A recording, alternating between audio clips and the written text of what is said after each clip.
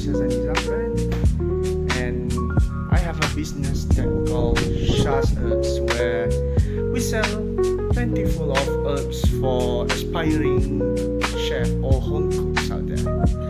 Let me talk about my business a little bit, shall we? So Shaz Herbs started around in the early 2025, where I found out there's a lot less of aspiring home cooks that use less herbs in their cooking. So I thought to myself, well, how about I planted all these herbs and provide it to the home cooks so they can enhance their meal even more. So I've selected 3 types of marketing strategy. The first one is social media marketing strategy. This is because it is now trending worldwide. An example, I have created an Instagram page promoting my herbs, and I also sold them via WhatsApp to my closer community around my neighborhood. The second one is by using e-commerce, where I use Lazada and Shopee to broaden up my market. And last but not least, I also use face-to-face strategy, where I bring all the herbs that I've packed and then sell it to nearby grocery stores within the community, whether it's like a village grocery stores or typical supermarket. After we've gone through my marketing strategy, now let's talk about the advantages and the disadvantages. For the first one, the social media strategy, the advantages is it can boost my influence in the social media. For example, if one of my posts in Instagram is the For You page, my product will become trending and it will boost my sales. However, posting in social media is a gamble because sometimes you cannot hit the For You page, therefore slowing down your progress or your sales. For the second one is regarding about e-commerce. The advantage of e-commerce is that it can easy up my transaction and my delivery process of my product to the customers. However, the disadvantage is that the verification process can take a little bit of time. For example, in Lazada, Shopee or eBay, the verification process can take up to days or even weeks. This will slow my progress in selling all of my products. And the third one is face-to-face marketing strategy. Face-to-face marketing strategy is a gamble, but the advantage is a lot of people, or should I say some people, will buy my product and then they will tell other people about my product, and more people will come to my store or my house to ask me about it and probably buy it.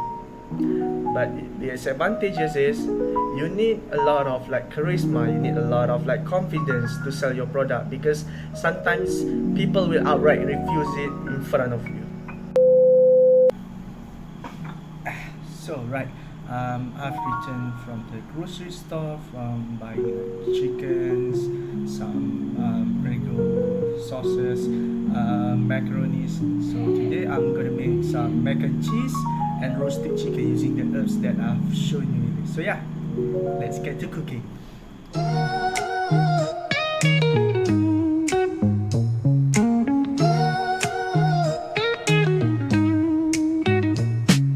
Concrete dreams where the neon glows. Every block tells a tale the whole city knows. Rhythms in the shadows where the cold wind blows. Life's a gamble on these streets, anything goes. Boom bap echoes through the alleys at night. Soulful samples lift the darkness to light. Deep kicks pound like a heartbeat fight. These gritty vibes keep my story in sight. Graffiti on the walls paint the struggle and climb. The clock keeps spinning but I'm owning my time. Words like puzzle pieces fitting tight in the rhyme. Snares punch louder than the city's own chime. Boom bap echoes through the alleys at night. Soulful samples lift the darkness to light. Deep kicks pound like a heartbeat fight. These gritty vibes keep my story in sight. While we wait for for the mac and cheese to cook, I'm gonna show you the difference, or should I say our other products. Yes, obviously I have shown you the fresh product, but what about the dried products? So this are the dried herbs. Hello there. These herbs are dried by using the oven that I've shown you earlier, and you can see how like brittle the leaves are. See all the powdery thing? Yeah. The reason why we dry these herbs is to enhance their own flavor even more compared to it being fresh. So we sell two types of product. Obviously, like I said, the fresh and the dried herbs. The dried herbs, we sell it at a cheaper price, which is around 150 cents, because it is long lasting and more flavorful compared to the fresh one, which it will be wilted and spoiled easily within few days. Where truths are spoken and tales unveiled. And there you go. That's your spice rub, I would say. You can use it as garnish to enhance the flavor of your meal even more. So yeah, two products.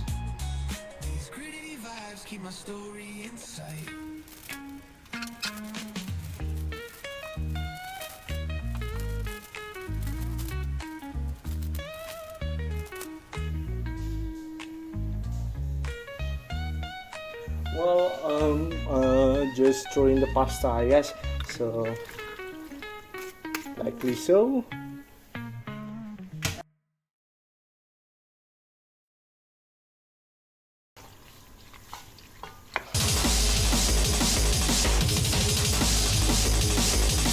Look at this, y'all.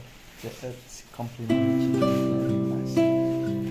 It's gonna smell really good. Right. I forgot to mention this, but regarding about the packaging, each piece has approximately around 10 grams per herbs. So yeah, each herbs is weighs around like 10 grams, and the dried one also 10 grams. The difference is only the prices. So the fresh herbs is around 3 ringgit, and the dried herbs is around 1 ringgit and 50 cents. So you guys might be wondering why I didn't put the labels on my packaging in the video we showed earlier. Well, my business is quite recent and I still need to figure out how to purchase the labelings, should I say the patents, the copyrights and stuff. As far, I'm just a small business farmer, home growing my own herbs at my house. So, you might be wondering, how do I keep the freshness of my herbs? Well, first, I spray it with a little bit of water, harvest it, and then put it in the tightly sealed plastic packaging. And then I put all of this packaging inside the fridge, and later to either be delivered to the nearby grocery store or just send it to you guys all across Malaysia. For the dried herbs, like I've said, it is lasting longer and easier to manage compared to the fresh herbs, so there is less issues regarding that. If you have any inquiries about my product, you can check me on my Instagram page over here. And yeah, I hope in the future I can plant more types of herbs, I would say, and maybe broaden up my workforce a little bit so I can manage my business a little bit easier. Until then, this is from Shaz Herbs.